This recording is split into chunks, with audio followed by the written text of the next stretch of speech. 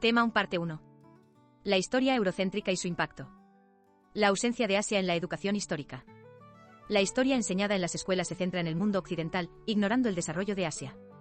Se enfatiza el Renacimiento y los grandes descubrimientos como hitos del avance europeo. Esta perspectiva convierte a lo occidental en sinónimo de lo universal, limitando la comprensión global. La expansión cultural europea. Los viajes de Marco Polo marcan el inicio de la expansión de la cultura europea. El humanismo rompe con la visión teocéntrica medieval, redefiniendo la concepción del mundo. La Revolución Francesa y la Ilustración impulsan la aspiración occidental hacia la universalidad. La modernidad y el nuevo orden internacional. La influencia de Estados Unidos tras la Segunda Guerra Mundial. Estados Unidos emerge como potencia económica, desplazando a Europa y adoptando un enfoque internacionalista. La creación de organismos internacionales, como la ONU, se establece en territorio estadounidense. La postura inicial de Estados Unidos contra la Liga de Naciones refleja un cambio en su política exterior tras la guerra. El papel de Asia en la historia. Se cuestiona la narrativa eurocéntrica al considerar la influencia de Asia, especialmente de China. Teorías sugieren que exploradores chinos, como Zheng He, pudieron haber llegado a América antes que Colón. La historia debe ser revisada para incluir las contribuciones de múltiples potencias, promoviendo un enfoque de modernidades múltiples. La Guerra Fría y la bipolaridad. La confrontación entre Estados Unidos y la URSS. La Guerra Fría establece una bipolaridad en el poder global, con Estados Unidos y la URSS como los principales actores. Ambos países, vencedores de la Segunda Guerra Mundial, compiten ideológicamente entre capitalismo y comunismo. Las escasas cumbres entre líderes reflejan la tensión y la rivalidad entre las dos potencias. Teorías sociales en el contexto de la Guerra Fría. El estructural funcionalismo en Estados Unidos propone que la sociedad busca equilibrio y consenso. El marxismo en la URSS enfatiza el conflicto entre clases y la necesidad de revolución. Ambas corrientes abordan problemas comunes de progreso y justicia social, pero desde perspectivas opuestas. La multipolaridad y el nuevo orden global. Cambios en la distribución del poder mundial. A partir de los años 70, se inicia una nueva distribución del poder con el ascenso de China y la disolución de la URSS. La caída del muro de Berlín simboliza el fin de la Guerra Fría y el surgimiento de un mundo multipolar. Samuel Huntington advierte sobre un futuro de conflictos entre civilizaciones tras el fin de la Guerra Fría. El ascenso de Asia en el siglo XXI. Asia se convierte en un actor clave en el crecimiento económico global, con China liderando el camino.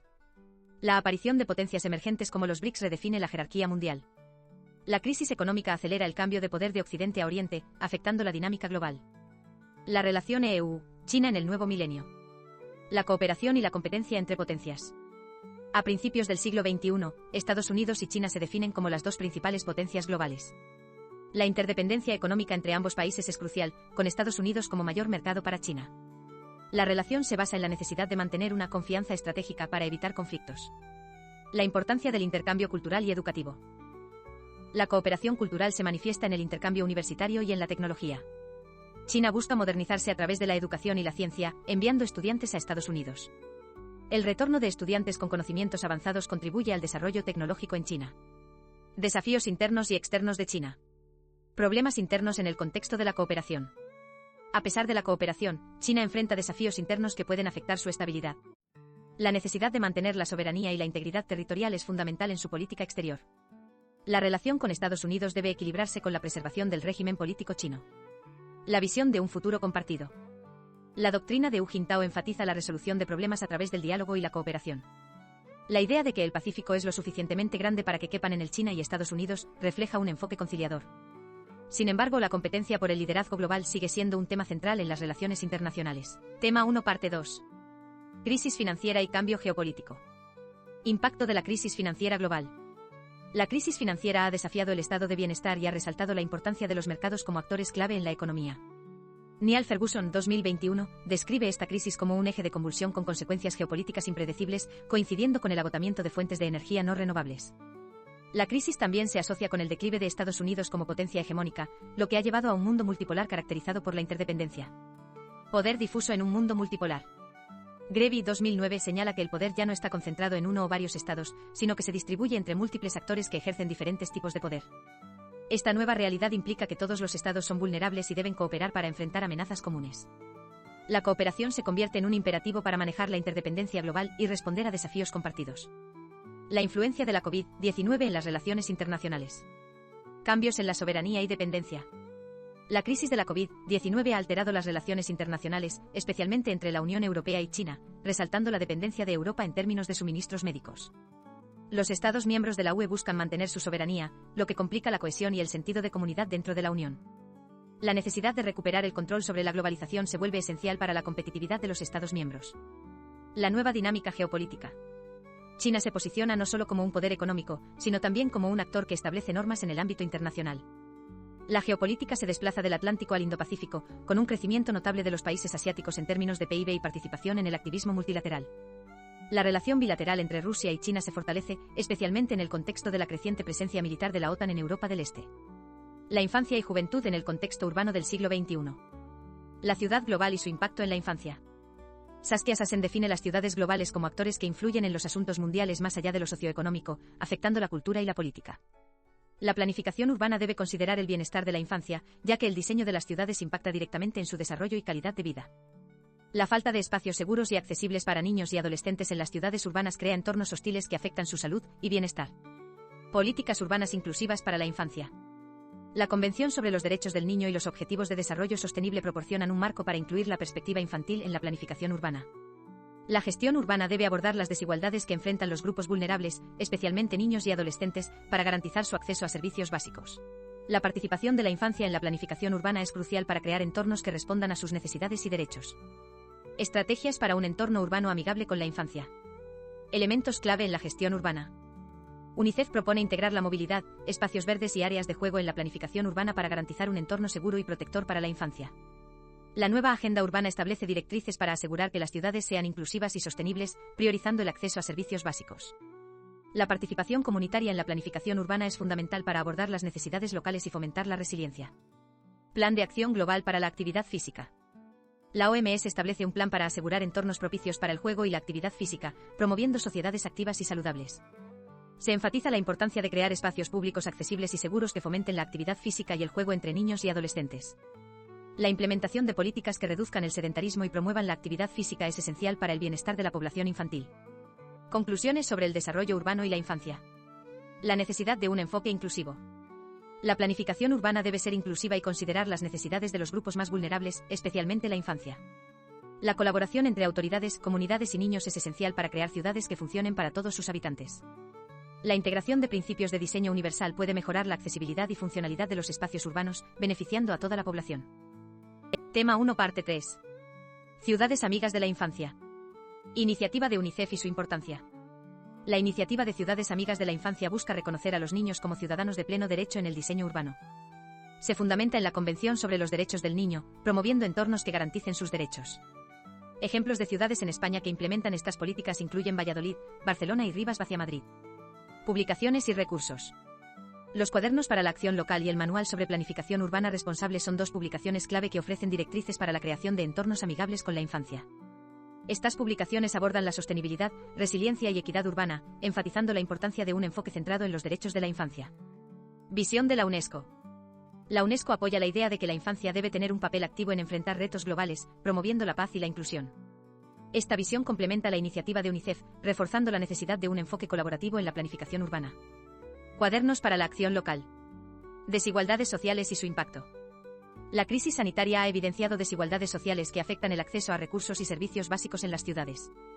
Factores como el nivel de renta y las condiciones de vivienda han contribuido a una mayor vulnerabilidad durante la pandemia. La falta de infraestructura adecuada ha limitado el acceso a espacios públicos seguros y saludables. Propuestas para una planificación urbana integral. Se propone una planificación urbana centrada en las personas, que contemple todas las etapas de desarrollo, desde la infancia hasta la vejez. La planificación debe priorizar la creación de entornos que garanticen el bienestar de la infancia y la población en general. Los cuadernos para la acción local ofrecen pautas para que los gobiernos municipales diseñen entornos urbanos que favorezcan el desarrollo infantil. Enfoques clave. Responsabilidad con la infancia, asegurar que los derechos de los niños sean considerados en todas las decisiones políticas y administrativas. Sostenibilidad y resiliencia, crear ciudades que puedan adaptarse y crecer frente a desafíos como el cambio climático y crisis sanitarias. Equidad urbana, garantizar que todos los niños tengan acceso a servicios esenciales y espacios públicos de calidad. Derecho a la salud, la planificación urbana debe contribuir a la prevención de enfermedades y promover hábitos saludables. Acciones en la planificación urbana para la infancia. Mejora del entorno urbano. La mejora del entorno urbano es esencial para el bienestar a largo plazo de los niños y sus familias, especialmente tras la pandemia. La colaboración entre ONG, gobiernos locales y comunidades es crucial para crear espacios de juego seguros. Investigaciones indican que un entorno construido adecuado fomenta la actividad física y reduce el tiempo de inactividad. Estrategias y programas innovadores. La estrategia Urban 95 busca integrar el desarrollo de la primera infancia en la planificación urbana, enfocándose en espacios públicos y movilidad. Programas como Empowering Parents, Empowering Communities promueven la cohesión social y el apoyo a los padres en el desarrollo infantil. Iniciativas como Play Streets y Sunday Streets transforman temporalmente las calles en espacios recreativos, aumentando la actividad física y el sentido de comunidad. Ejemplos de participación infantil. En Ámsterdam, el movimiento Stop the Kindermoord llevó a un cambio en las políticas de transporte para priorizar la seguridad infantil. En Curitiba, la participación de los niños en la planificación urbana resultó en la creación de espacios peatonales, mejorando la calidad de vida en la ciudad. El Placemaquín promueve la revitalización del espacio público a través de la participación ciudadana, asegurando que las necesidades de los niños sean consideradas. Desarrollo de habilidades en el entorno urbano. Importancia del entorno urbano en el desarrollo infantil. La planificación urbana debe facilitar espacios que permitan a los niños desarrollar sus capacidades y habilidades sociales. La falta de espacios seguros y accesibles limita las oportunidades de juego y recreación, afectando el bienestar infantil. La investigación sugiere que un entorno urbano bien diseñado puede mejorar la función cognitiva y motora de los niños. Impacto de la pandemia en la infancia. La pandemia de COVID-19 ha exacerbado el aislamiento y la falta de interacción social entre los niños, afectando su salud mental. Las investigaciones muestran que los niños en entornos urbanos enfrentan mayores riesgos de aislamiento y estrés familiar. La mejora de los asentamientos urbanos y la creación de espacios seguros para el juego son vitales para la recuperación post-pandemia. Tendencias en el diseño de espacios de juego.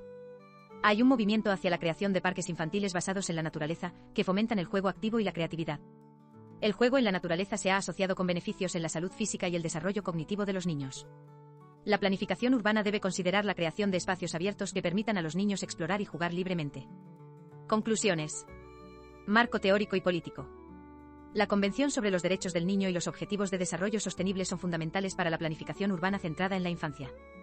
La iniciativa de Ciudades Amigas de la Infancia busca garantizar que todos los niños desarrollen su potencial en entornos seguros y saludables. Importancia de un enfoque sistémico. La garantía de los derechos del niño requiere un enfoque que abarque desde políticas locales hasta nacionales, involucrando a toda la sociedad. Las iniciativas urbanas deben ser inclusivas y beneficiar a toda la población, no solo a los niños. Creación de ciudades inclusivas. Las ciudades deben adaptarse a las necesidades de la infancia, creando espacios que fomenten el juego, la educación y las relaciones sociales. Un enfoque en la infancia en la planificación urbana beneficiará a toda la comunidad, promoviendo un entorno sostenible y saludable. El derecho a la educación en perspectiva internacional.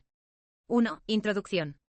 Contexto de los derechos humanos y la educación. El concepto de derechos humanos, especialmente en relación a la infancia, tiene un contexto histórico y cultural específico. Los derechos humanos son un consenso de naciones y organismos que reflejan las necesidades humanas en un contexto social. Se analizará el desarrollo del derecho a la educación, centrándose en la educación infantil desde el nacimiento hasta los 6 años. 2. La visión de la educación infantil antes del siglo XX, evolución de la educación infantil. Antes del siglo XVIII, la educación infantil no era considerada necesaria, enfocándose en actividades maternales. Filósofos como Comenio y Rousseau comenzaron a abogar por la importancia de la educación desde el nacimiento. La educación infantil se conceptualizó lentamente con la idea de que los niños son sujetos de derechos. 3. Origen y evolución de las declaraciones de derechos del niño. Contexto histórico de los derechos del niño. Los derechos del hombre surgieron tras la Revolución Francesa y Americana, pero excluyeron a los niños. En 1919, la Sociedad de Naciones creó el Comité de Protección a la Infancia, marcando un cambio hacia la atención internacional de los derechos infantiles. 3.1. La Declaración de Ginebra de 1924. Primer documento que aborda los derechos del niño, aunque no vinculante. Establece principios sobre el desarrollo normal del niño y su derecho a la educación. 3.2. La Declaración de Derechos Humanos. Adoptada en 1948, establece derechos universales, incluyendo el derecho a la educación. Artículos relevantes destacan la educación gratuita y obligatoria, así como la protección de la infancia. 3.3. La Declaración de los Derechos del Niño de las Naciones Unidas. Proclamada en 1959, busca establecer principios sólidos para la protección de la infancia. Reconoce la necesidad de protección especial para los niños y su derecho a la educación. 3.4. Principales actuaciones de la UNESCO, educación para todos. Iniciativa de la UNESCO en los años 90 para universalizar la educación básica. Se centra en la educación infantil y el desarrollo de políticas inclusivas. 3.5. El avance de la educación inclusiva. 3.5.1. La Declaración de Salamanca, UNESCO, 1994. Promueve la inclusión de todos los niños en el sistema educativo, independientemente de sus capacidades. Establece que las escuelas deben acoger a todos los niños, fomentando la equidad. 3.5.2. Marco de acción del Foro Mundial sobre la Educación, Dakar 2000. Se reafirma el compromiso de mejorar la educación básica y la inclusión de grupos vulnerables. Se enfatiza la importancia de la calidad educativa y la atención a la primera infancia. 3.6. El marco del desarrollo sostenible, de los ODM a los ODS. 3.6.1. El ODS 4. Educación inclusiva y de calidad. El ODS 4 busca garantizar una educación inclusiva y de calidad para todos. Se establece la importancia de la educación en la primera infancia como base para el desarrollo. 3.7. Planteamientos desde otros agentes, la OCDE, el BM y las ONG. La OCDE y el Banco Mundial influyen en las políticas educativas, promoviendo la evaluación y la calidad. Las ONG juegan un papel crucial en la defensa de los derechos del niño y la educación, realizando intervenciones en contextos de crisis. 4. Repercusiones en la educación infantil en España. Contexto de la educación infantil en España. La educación infantil en España ha evolucionado con diversas denominaciones y enfoques. La Ley General de Educación de 1970 fue pionera en regular la educación de 0 a 6 años. Comparativa de diferentes leyes españolas. La LOCSE de 1990 establece la educación infantil como una etapa con currículo propio. La LOCE de 2002 divide la educación infantil en 2 etapas, afectando su conceptualización. La LOMLOE de 2020 recupera la identidad educativa de la etapa 0 a 6, aunque aún quedan aspectos por mejorar. 5. Conclusiones. Importancia del derecho a la educación. El derecho a la educación ha evolucionado hacia un reconocimiento como derecho humano fundamental. La educación infantil es crucial para el desarrollo integral de los niños, especialmente en contextos vulnerables. Se requiere un compromiso firme para garantizar que la educación infantil sea considerada un derecho pleno y universal. Tema 3 CIPI. 1. Introducción. La capacidad innata del ser humano para aprender. Desde el nacimiento el ser humano está influenciado por su entorno, lo que le permite aprender continuamente. La neuroplasticidad demuestra que el aprendizaje no se limita a la infancia, sino que es un proceso vital. El aprendizaje permanente se define como la capacidad de adquirir conocimientos y habilidades en cualquier momento y lugar. 2. Perspectivas del aprendizaje permanente en organismos internacionales. 2.1. Principales actuaciones de la UNESCO. La UNESCO ha promovido el aprendizaje permanente desde una perspectiva humanista, enfatizando el desarrollo personal y social. En 1970, Paul Legrand introdujo el término en un informe que sentó las bases para el aprendizaje permanente. El informe Fauré de 1972 destaca la importancia del aprendizaje como un proceso continuo y progresivo. 2.1.1. Educación para todos. La conferencia de Yomtien en 1990 marcó un hito al enfatizar la educación universal y el aprendizaje a lo largo de la vida. Se introdujeron necesidades básicas de aprendizaje que van más allá de la alfabetización, incluyendo habilidades prácticas y valores. La educación básica se considera un medio para el desarrollo humano integral. 2.1.2. Conferencias Confitea. Las conferencias Confitea han abordado la educación de adultos y el aprendizaje permanente desde 1949. La quinta conferencia en 1997 destacó el aprendizaje como herramienta para enfrentar desafíos del nuevo milenio. La sexta conferencia en 2009 reafirmó el aprendizaje a lo largo de la vida como un marco general para la educación de adultos. 2.2. Planteamientos desde otros agentes. 2.2.1. Perspectiva de la OCDE. La OCDE ha vinculado el aprendizaje permanente a la educación de adultos y la capacitación profesional. En 1996, se publicó un documento que justifica el aprendizaje a lo largo de la vida como clave para el siglo XXI. Se proponen condiciones clave para un sistema de aprendizaje permanente, enfatizando la coordinación entre diferentes agentes. 2.2.2. Perspectiva de la Unión Europea. La UE ha integrado el aprendizaje permanente en sus políticas educativas desde el Tratado de Maastricht en 1992. El Libro Blanco de 1995 aborda la necesidad de formación continua y la adaptación a un mercado laboral cambiante. En 2000, el Memorándum de Lisboa establece el aprendizaje permanente como un objetivo clave para la cohesión social y el desarrollo económico. 2.2.3. Perspectiva de la OEI. La OEI ha promovido el aprendizaje permanente en Iberoamérica, aunque con un enfoque más limitado que otros organismos. En 2010, se incorporó el aprendizaje a lo largo de la vida como eje central en las metas educativas para 2021. La OEI busca mejorar la calidad educativa y fomentar el desarrollo integral de los individuos. 2.3. 3 modelos de impulso al aprendizaje permanente. Modelos de provisión basados en el mercado como el anglosajón, que se centran en satisfacer las demandas laborales. Modelos mixtos como el germánico, que equilibran intereses sociales y desarrollo personal. Modelos estatales como el francés, que integran intereses culturales y económicos. 3. La perspectiva española del aprendizaje permanente. 3.1. Marco normativo. La Ley General de Educación de 1970 establece la educación permanente como un objetivo del sistema educativo. La Ley Orgánica 1/1990 enfatiza la formación continua y la educación a distancia como respuestas a las necesidades educativas. La LOMLOE de 2020 refuerza el aprendizaje permanente como un derecho fundamental. 3.2. Estrategias y programas. Se han implementado programas para fomentar la educación a lo largo de la vida, como el Plan Estratégico de Aprendizaje. La creación de un catálogo nacional de cualificaciones profesionales busca ordenar las cualificaciones adquiridas. La educación no formal se reconoce como un componente esencial del aprendizaje permanente. 4. Delimitación conceptual del aprendizaje permanente. 4.1. Definiciones y términos relacionados. El aprendizaje permanente se define como toda actividad de enseñanza-aprendizaje a lo largo de la vida. La educación continua se refiere a la formación que se realiza después de la educación inicial. El aprendizaje a lo largo de la vida abarca experiencias formales, no formales e informales. 4.2. El aprendizaje permanente como derecho fundamental. La Declaración Universal de los Derechos Humanos reconoce el derecho a la educación como fundamental. En España, la Constitución y la LOMLOE garantizan el acceso al aprendizaje permanente para todos los ciudadanos. La educación básica se ha ampliado para incluir nuevas competencias necesarias en la sociedad del conocimiento. 5. Visión del aprendizaje permanente en el ámbito de la educación infantil. 5.1. Importancia del aprendizaje en la primera infancia. El aprendizaje permanente es crucial en los primeros años de vida, donde se desarrollan conexiones neuronales. La calidad y variedad de experiencias de aprendizaje influyen en el desarrollo emocional y cognitivo del niño. La educación infantil debe adaptarse a los cambios sociales y familiares actuales. 5.2. Modalidades de educación infantil. La educación formal abarca programas educativos desde el nacimiento hasta los 6 años, divididos en 2 ciclos. La educación no formal incluye centros de desarrollo infantil, ludotecas y programas de aprendizaje de idiomas. La educación informal se refiere a aprendizajes que ocurren en el hogar y en la comunidad, a menudo no planificados. 5.3. Coordinación y calidad en el aprendizaje. Es esencial integrar y coordinar las diferentes modalidades educativas para favorecer el desarrollo integral del niño. Los padres son considerados agentes clave en el proceso educativo y deben ser apoyados en su rol.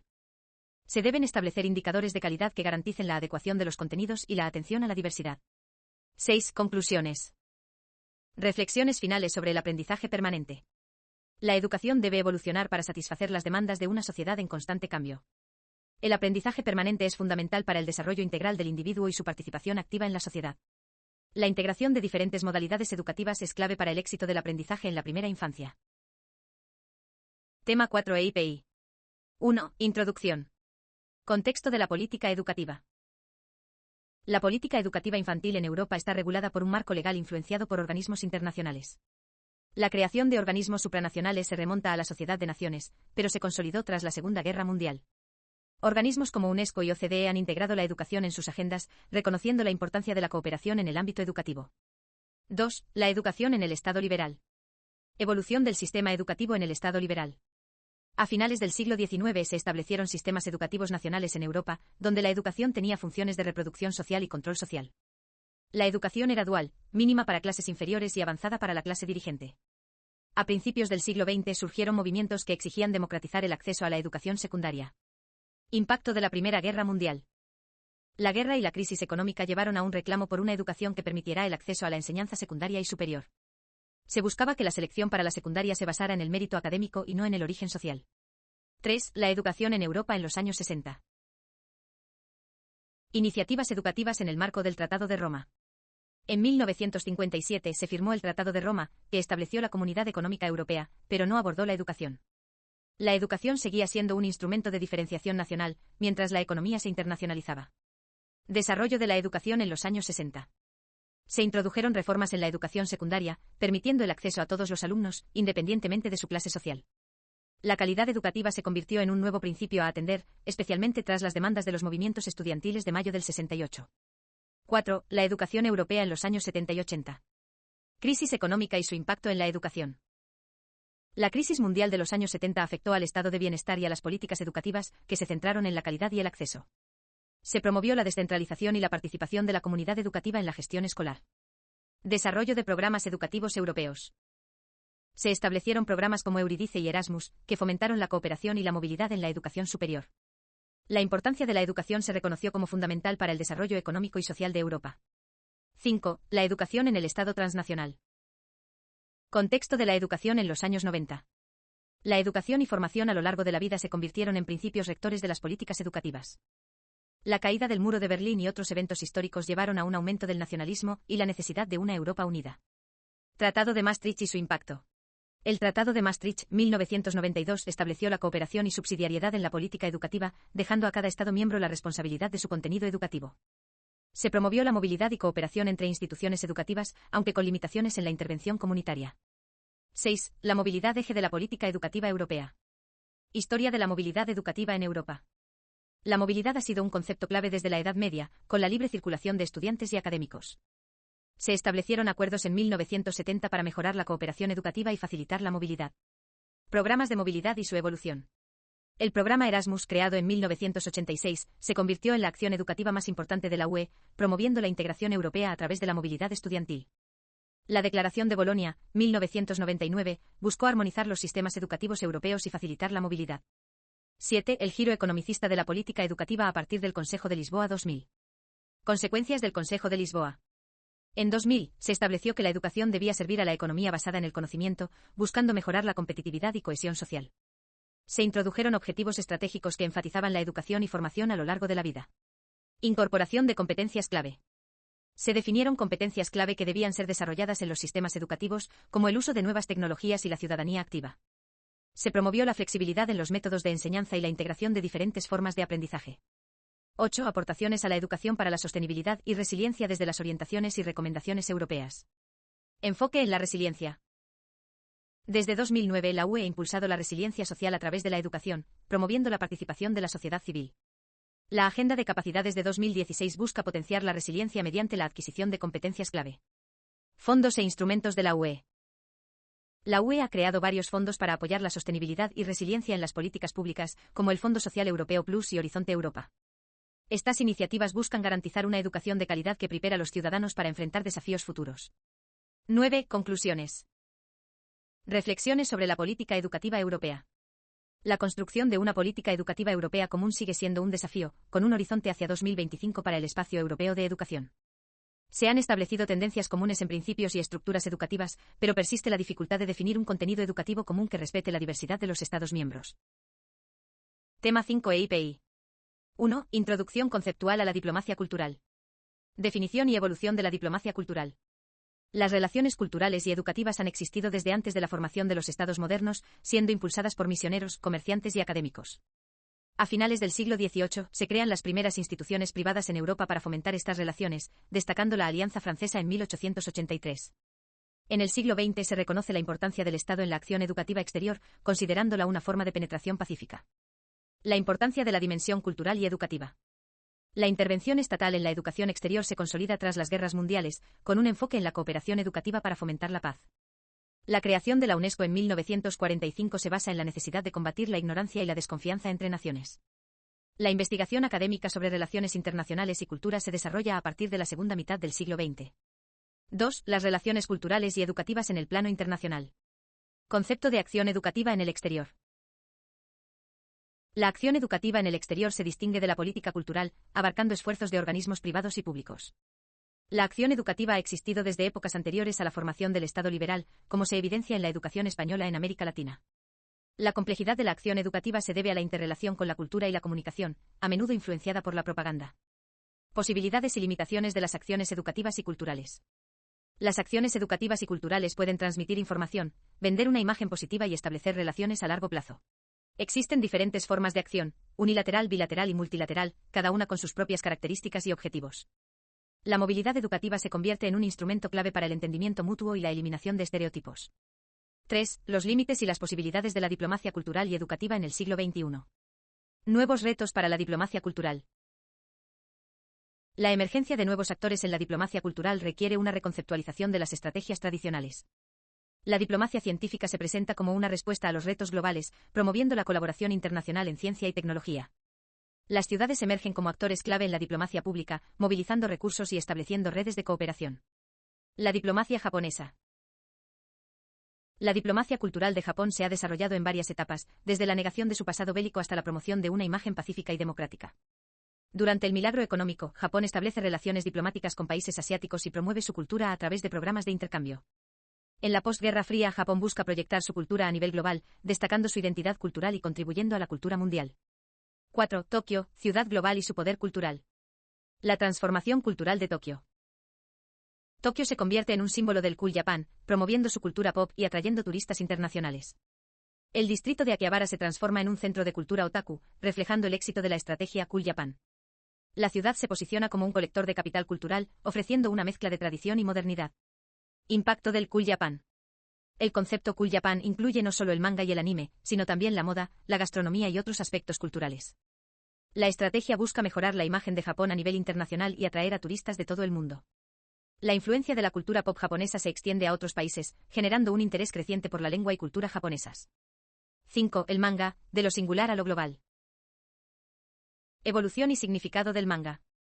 El manga, como forma de cómic japonés, ha evolucionado desde sus inicios en el siglo XIX hasta convertirse en un fenómeno global. La influencia de Hokusai y el ukiyo-e en el desarrollo del manga moderno es fundamental para entender su estética y narrativa. Osamu Tezuka, conocido como el dios del manga, revolucionó el medio introduciendo técnicas cinematográficas y narrativas complejas. Elementos culturales en el manga. Los yokai y otros elementos del folclore japonés son recurrentes en el manga, aportando una rica tradición cultural. El kamishibai, como forma de narración visual, se considera una raíz del manga y ha influido en su desarrollo. La popularidad del manga ha llevado a su reconocimiento como un medio pedagógico y cultural, facilitando la conexión entre Japón y el resto del mundo. 6. Conclusiones. El papel del manga en la cultura global. El manga ha sido un puente entre Japón y Occidente, ayudando a normalizar costumbres japonesas en la cultura occidental. A pesar de ser percibido como entretenimiento infantil, el manga posee un valor cultural significativo que merece reconocimiento. La globalización ha permitido que el manga se convierta en un fenómeno que impulsa el interés por la lengua y cultura japonesas, contribuyendo al soft power de Japón en el mundo. Tema 6 EIPI. 1. Introducción. Contexto actual de la educación infantil. La calidad educativa es un tema central en los debates actuales, pasando de la escolarización universal a la búsqueda de la excelencia. En España, la educación infantil se ha modernizado para adaptarse a nuevos retos y necesidades, buscando optimizar su calidad. 2. Aclaraciones conceptuales. Definición de calidad educativa. La calidad en educación no tiene una definición única, depende del contexto social, cultural y de las finalidades educativas. La UNESCO 2005 propone que la educación de calidad debe fomentar el desarrollo cognitivo, emocional y creativo de los individuos. Principios de calidad según Smelkes, 1996. Relevancia, aprendizajes significativos para el individuo y la sociedad. Eficacia, capacidad del sistema educativo para alcanzar objetivos en un tiempo determinado. Equidad, atención individualizada para que todos los alumnos alcancen su máximo desarrollo. Eficiencia, uso responsable de recursos para obtener mejores resultados. 3. Evolución histórica de la educación infantil en España en el marco de las recomendaciones internacionales. 3.1. La Ley General de Educación de 1970. Introducción de la educación preescolar como un nuevo nivel educativo, con un enfoque en el desarrollo armónico de la personalidad del niño. Se establece el jardín de infancia para niños de 2 a 3 años y la escuela de párvulos para 4 y 5 años. 3.2. La Ley Orgánica de Ordenación General del Sistema Educativo, LOCSE, de 1990. La LOCSE organiza la educación infantil en 2 ciclos, 0 a 3 años y 3 a 6 años, con un enfoque educativo y no asistencial. Se busca atender la creciente incorporación de la mujer al mercado laboral y homologar el sistema educativo al europeo. 3.3. La Ley Orgánica de Calidad de la Educación, LOCE, de 2002. La LOCE se centra en el rendimiento académico, introduciendo cambios en la etapa infantil, pero desestructurando el ciclo educativo. Se define la educación preescolar como asistencial y educativa, pero se critica por no integrar adecuadamente las etapas. 3.4. La Ley Orgánica de Educación, LOE, de 2006. Retorno a un ciclo educativo coordinado, con un enfoque en el desarrollo integral del niño. Se establece la gratuidad del segundo ciclo de educación infantil, y se mantiene la importancia de la educación como derecho universal. 3.5. La Ley Orgánica para la Mejora de la Calidad Educativa, LOMCE, de 2013. La LOMCE se elabora en un contexto de crisis económica, con un enfoque neoliberal y escasas referencias a la educación infantil. Se mantiene la estructura de la LOE, pero se introducen disposiciones sobre la actividad física y la dieta equilibrada. 3.6. La Ley Orgánica por la que se modifica la Ley Orgánica de Educación, LOMLOE, de 2020. La LOMLOE busca derogar la LOMCE, manteniendo la educación infantil como un derecho y enfocándose en el desarrollo integral del niño. Se incorporan principios de atención a la diversidad y se promueve la educación inclusiva. 4. La evaluación como mecanismo para potenciar la calidad en la educación infantil. Importancia de la evaluación. La evaluación se considera un factor clave para mejorar la calidad educativa, enfocándose en la inclusión social y la profesionalización docente. Se promueve el uso de indicadores de calidad para evaluar los sistemas de educación infantil. Dimensiones de la evaluación. Acceso, mejorar el sistema de acceso a los servicios educativos. Personal, promover la profesionalización del personal docente en la educación infantil. Currículo, elaborar planes de estudio contextualizados a las necesidades de los niños. Financiación, garantizar una financiación adecuada para los servicios educativos. 5. Conclusiones. Reflexiones finales sobre la calidad educativa. La calidad educativa es un proceso en constante evolución, que debe adaptarse a las necesidades de la sociedad. La educación infantil ha pasado a ser un derecho fundamental, con un enfoque en el desarrollo integral del niño, que requiere recursos y formación adecuada del profesorado. Tema 7 EIPI. 1. Introducción. La educación infantil en los países nórdicos se caracteriza por un enfoque pedagógico holístico que prioriza los derechos del niño y los valores democráticos. Este modelo educativo está vinculado a políticas sociales y familiares, promoviendo el bienestar infantil y la igualdad de género. A pesar de las diferencias culturales, se pueden identificar principios comunes en la educación infantil de Dinamarca, Finlandia, Islandia, Noruega y Suecia. La educación infantil en Dinamarca. La educación infantil en Dinamarca está regulada por el Ministerio de la Infancia y la Educación, que busca unificar el sistema educativo desde la educación preescolar hasta la universitaria. El enfoque se centra en el desarrollo integral de los niños a través del juego y la curiosidad. 2.1. Iniciativas innovadoras, escuelas danesas en el bosque. Las Barneus son centros que combinan guardería y preescolar, donde los niños pasan tiempo al aire libre, fomentando la creatividad y habilidades sociales. Se enfatiza el aprendizaje informal a través del juego con actividades al aire libre que se realizan independientemente de las condiciones climáticas. La filosofía educativa danesa prioriza el desarrollo de la independencia y la integración social de los niños. 3. La educación infantil en Finlandia. Finlandia cuenta con un marco legislativo sólido que integra la educación y atención a la infancia, promoviendo un aprendizaje holístico. La educación es gratuita y de alta calidad, con un enfoque en el desarrollo de competencias ciudadanas. 3.1. Iniciativas innovadoras, Arki, arquitectura y diseño para el fomento de habilidades. Arki es una organización educativa que utiliza la arquitectura y el diseño para fomentar habilidades interdisciplinarias en los niños. El programa incluye un currículo de 15 años que integra materias STEAM y promueve la creatividad y el pensamiento crítico. Se enfatiza el aprendizaje práctico y la participación activa de los niños en su proceso educativo. 4. La educación infantil en Islandia. Islandia tiene una tradición de educación infantil basada en el juego y la democracia. El objetivo es formar ciudadanos activos y responsables desde una edad temprana, promoviendo el bienestar y el desarrollo integral. 4.1. Iniciativas innovadoras, el modelo Haji. El modelo Haji se centra en la educación segregada por género, permitiendo que niños y niñas desarrollen sus cualidades sin estereotipos sociales. Se fomenta la igualdad y la creatividad, con un currículo que incluye actividades mixtas y espacios neutros. Este modelo ha demostrado ser popular y efectivo en la promoción de la igualdad de género en la educación. 5. La educación infantil en Noruega. En Noruega, la educación infantil es parte del sistema educativo desde 2005, con un enfoque en el juego y el aprendizaje social. Los jardines de infancia ofrecen un ambiente educativo integral para niños de 0 a 5 años. 5.1. Iniciativas innovadoras, educación para el desarrollo sostenible. Noruega promueve la educación para el desarrollo sostenible, EDS, como un valor fundamental en la educación infantil. Se enfatiza el juego de riesgo y la exploración del entorno natural, fomentando la autonomía y el liderazgo en los niños.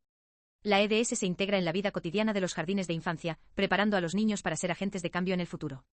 6. La educación infantil en Suecia. Suecia tiene un sistema educativo que prioriza el juego y el desarrollo individual de los niños. La educación preescolar es accesible y se enfoca en la preparación para la escolarización obligatoria. 6.1. Iniciativas innovadoras, habilidades emprendedoras. El gobierno sueco ha implementado estrategias para fomentar el espíritu empresarial desde la educación infantil. Se promueve un aprendizaje activo donde los niños participan en decisiones y desarrollan habilidades empresariales a través de la reflexión y la improvisación. Los educadores actúan como facilitadores, apoyando el aprendizaje basado en el interés y la curiosidad de los niños. Tema 8 EIPI. 1. Introducción. Contexto geográfico y social de Japón. Japón está situado en el anillo de fuego del Pacífico, lo que lo hace propenso a desastres naturales como terremotos, tsunamis y erupciones volcánicas. La historia del país está marcada por la necesidad de desarrollar resiliencia comunitaria para enfrentar y gestionar desastres. Educación en prevención de desastres. La educación Bosai, que significa prevención de desastres, se ha integrado en la cultura japonesa, comenzando desde la infancia. Los centros educativos se enfocan en la formación en resiliencia y gestión de desastres, comenzando desde los 3 años. 2. El concepto japonés de resiliencia. Definición y evolución del término. La resiliencia se define como la capacidad de adaptación ante situaciones adversas, tanto en seres vivos como en sistemas. Históricamente el concepto ha evolucionado desde su uso en ecología hasta su aplicación en la gestión de desastres. Resiliencia comunitaria en Japón. La resiliencia comunitaria se basa en el capital social, que incluye relaciones de apoyo entre vecinos y grupos comunitarios. Investigadores japoneses han enfatizado la importancia de la preparación y prevención en comunidades locales. Enfoque de género en la resiliencia. La investigación sobre resiliencia ha comenzado a incluir un enfoque de género, destacando la necesidad de abordar la vulnerabilidad en diferentes contextos. La resiliencia se ha convertido en una herramienta de gobernanza y unificación nacional tras desastres. 3. La prevención de riesgos y desastres en los jardines de infancia japoneses. Formación en prevención desde la infancia. Los jardines de infancia en Japón introducen la formación en prevención de desastres desde los 3 años, tanto en instituciones públicas como privadas. La educación en prevención incluye simulacros y actividades relacionadas con desastres naturales y enfermedades. Materiales y actividades de prevención. Los niños utilizan materiales de emergencia como el bosaizukin, un cojín amarillo para protegerse durante un terremoto. Se realizan simulacros mensuales de evacuación y se revisan los planes de actuación ante desastres. Integración de la salud y la prevención. Los jardines de infancia también se enfocan en la vigilancia sanitaria y prevención de enfermedades, con personal de enfermería en los centros. Durante la pandemia de COVID-19 se implementaron medidas de higiene y prevención que ya formaban parte de la cultura escolar. 4. El caso de la reconstrucción de Kirarin Kids tras el tsunami. Contexto del desastre de 2011. Kirarin Kids, un espacio infantil en Rikuzentakata, fue gravemente afectado por el tsunami de 2011, que causó miles de muertes y destrucción masiva. A pesar de la devastación, el espacio reabrió un mes después del desastre, ofreciendo apoyo a las familias afectadas. Proceso de reconstrucción. Kirarin Kids ha pasado por varias fases de reconstrucción, incluyendo ubicaciones temporales y finalmente un nuevo edificio diseñado por Kengo Kuma. El espacio se ha convertido en un símbolo de resiliencia comunitaria, promoviendo la prevención de desastres y los ODS. Actores involucrados en la reconstrucción. La reconstrucción de Kirarin Kids involucró a diversas organizaciones, incluyendo ONGs, organismos internacionales y universidades. La colaboración entre estos actores fue crucial para movilizar recursos y apoyo a la comunidad. 5. Los ODS y Rikuzentakata como ciudad sostenible. Reconocimiento como ciudad ODS Futuro. En 2019 Rikuzentakata fue designada como ODS Ciudad Futuro por sus esfuerzos en implementar los Objetivos de Desarrollo Sostenible. El espacio infantil Kirarin Kids participa activamente en la promoción de los ODS entre las familias y la comunidad. Actividades comunitarias en torno a los ODS. La comunidad ha desarrollado iniciativas que reflejan los ODS, como la promoción de la sostenibilidad y la inclusión social. Ejemplos incluyen proyectos de emprendimiento local y actividades educativas que involucran a los niños en la reconstrucción de su ciudad. Importancia de la educación en los ODS. Los ODS se han integrado en las guías curriculares de las escuelas japonesas, comenzando desde la educación primaria. La educación sobre los ODS fomenta la conciencia social y la participación activa de los niños en su comunidad. 6. Conclusiones. Resiliencia en la educación infantil. La educación en prevención de desastres es fundamental en Japón, comenzando desde la infancia y promoviendo la resiliencia comunitaria. La formación en prevención no solo prepara a los niños, sino que también organiza a la sociedad para proteger a los más vulnerables. Colaboración en la reconstrucción. La reconstrucción de espacios infantiles como Kirarin Kids demuestra la importancia de la cooperación entre diversos actores en momentos de crisis. La resiliencia de la comunidad se refleja en la capacidad de adaptarse y reconstruir, centrándose en las necesidades de las familias y los niños.